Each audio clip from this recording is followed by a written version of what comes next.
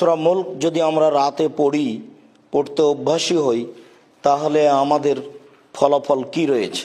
সম্মানিত দিনী ভাই বোন, সূরা মুলক আসলে মানুষের জন্য একটি বিশাল মাধ্যম, মানুষের কল্যাণের, পরিত্রাণের।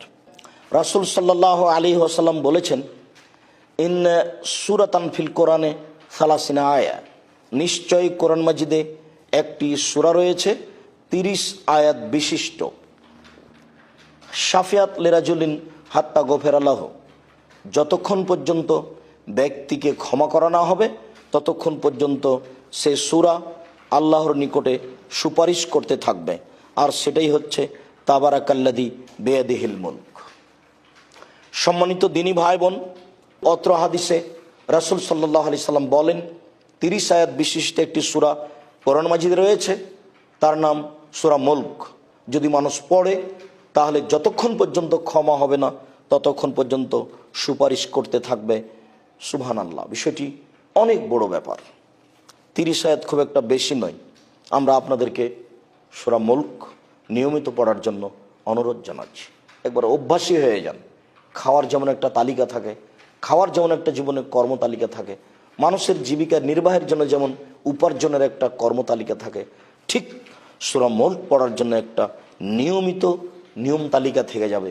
সময় আসলে আপনি ওই সূরা মুলক পড়তে চেষ্টা করবেন, পরিস্থিতি যেন আপনাকে ঠেকাতে না পারে সূরা মুলক পড়া হতে। আব্দুল্লাহ ইবনে মাসউদ রাদিয়াল্লাহু তাআলা আনহু বলেন, রাসূল সাল্লাল্লাহু আলাইহি সাল্লাম বলেছেন, মান কারা তাবারাকাল্লাযী বিয়াদিহিল মুলক কুল্লা লাইলাতিন মানাহুল্লাহু আযজা ওয়া জাল্লা বিহা মিন আযাবিল কবর।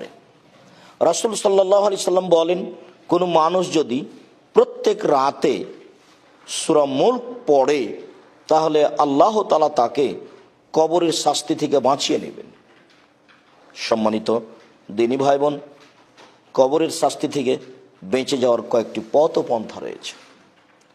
কবরের শাস্তি হবে না, তার একটা পথ হচ্ছে মানুষ যদি প্রত্যেক রাতে নিয়মিত সূরা মুলক পড়ে তাহলে কবরের শাস্তি হবে না।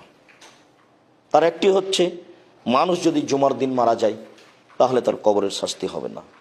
তার একটি হচ্ছে মানুষ যদি পেট ব্যথায় মারা যায় তাহলে তার কবরের শাস্তি হবে না। সম্মানিত দিনী ভাই বোন, আমরা কবরের শাস্তি থেকে বাঁচার জন্য আপনাদেরকে নিয়মিত সূরা মুলক পড়ার জন্য অনুরোধ জানাচ্ছি। রাসূল সাল্লাল্লাহু আলাইহি সাল্লাম যে বিষয়গুলিকে খুব ভয়াবহ বিষয় বলে উল্লেখ করেছেন তার একটি হচ্ছে কবরের বিষয়। যখনই উসমান রাদিয়াল্লাহু তাআলা কবরের পাশে দাঁড়াতেন তখনই কান্নাকাটি করতেন, এমনকি চোখের পানিতে দাড়ি ভিজে যেত। তাকে বলা হতো, তাযকুরুল জান্নাত ওয়ান নার ফালা তাবকি ওয়া তাবকি মিন হাদা, জাহান্নাম জান্নাতের কথা আপনি বলেন, আপনি কান্নাকাটি করেন না, কিন্তু কবরের পাশে দাঁড়ালে আপনি কাঁদেন কেন? তখন রাসূল সাল্লাল্লাহু আলাইহি সাল্লামের কথা উল্লেখ করে তিনি বলেন যে আল্লাহর নবী বলেছেন, ইন্নাল কবরা আউয়ালু মানজিল মিন মানাজিল আখিরা ফাইন নাজা মিনহু ফাবাদহু আইসার মিনহু ওয়া ইন লাম ইয়ানজু মিনহু ফাবাদহু আশাদ্দু মিনহু। মরার পরে মানুষের প্রথম বিপদ হচ্ছে কবর। যদি মানুষ কবরে বেঁচে যায় বাকি যত সমস্যা আছে সব সহজ হয়ে যাবে। আর যদি মানুষ কবরে বাঁচতে না পারে তাহলে বাকিগুলি সমস্যা আরও জটিল ও কঠিন হয়ে যাবে। সম্মানিত দিনী ভাই বোন, রাসূল সাল্লাল্লাহু আলাইহি সাল্লাম অত্র হাদিসে আরও বলেছেন যে মারাইতু মানজারান কাত্তাল কবর আফযা মিনহু, আমার জীবনে আমি দেখিনি কোনো দৃশ্য যেটা কবরের চেয়ে বেশি ভয়াবহ হতে পারে। দৃশ্য হিসাবে যত দৃশ্য চলে গেছে, আছে, আসবে, তার সবচেয়ে ভয়াবহ দৃশ্য হলো কবর। সম্মানিত দিনী ভাই বোন, যদি আপনি সূরা মুলক নিয়মিত রাতে পড়তে পারেন তাহলে আল্লাহ তাআলা আপনাকে কবরের শাস্তি থেকে বাঁচিয়ে নেবেন, এ কথা রাসূল সাল্লাল্লাহু আলাইহি সাল্লাম বলেন।